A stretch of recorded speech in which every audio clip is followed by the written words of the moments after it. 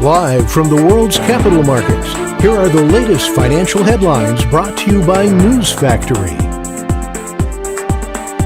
Hello and welcome to Monday's Daily Financial Review. Here's what's making the headlines in the markets today. The US USDA WASDE report will be released at 16 GMT. The US 6-month bill auction at 15:30 GMT. The Eurozone's Eurogroup meeting, Japan's Eco-Watchers survey, Current, will be released at 5 GMT. Japan's money supply M2 plus CD at 23:50 GMT. The UK's BRC like-for-like retail.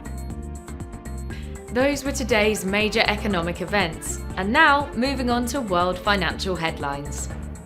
China's car sales in April rose for a third month as government-subsidized auto trade-ins mitigated the impact of US tariffs on consumer sentiment.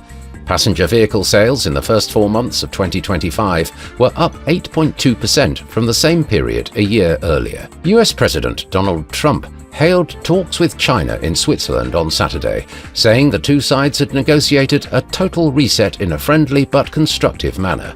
The meeting lasted for about 8 hours, but neither side came out with an official statement. Oil prices settled nearly 2% higher on Friday and notched their first weekly gains since mid-April, as a US trade deal with the United Kingdom turned investors optimistic ahead of talks between top officials from Washington and Beijing. Coming up, the choices from our chief analysts for today. The dollar-yen pair dropped 0.3% in the last session. The Williams indicator is giving a positive signal. The Bitcoin-dollar pair made a minor downwards correction in the last session, dropping 0.1%. The MACD is giving a positive signal. The Aussie-dollar pair made a minor upwards correction in the last session, gaining 0.1%. The ultimate oscillator is giving a negative signal. After a 1.8% dip during the last session, the oil-dollar pair closed 1.4% in the green. The stochastic RSI is giving a positive signal. We hope that you've enjoyed Monday's financial review.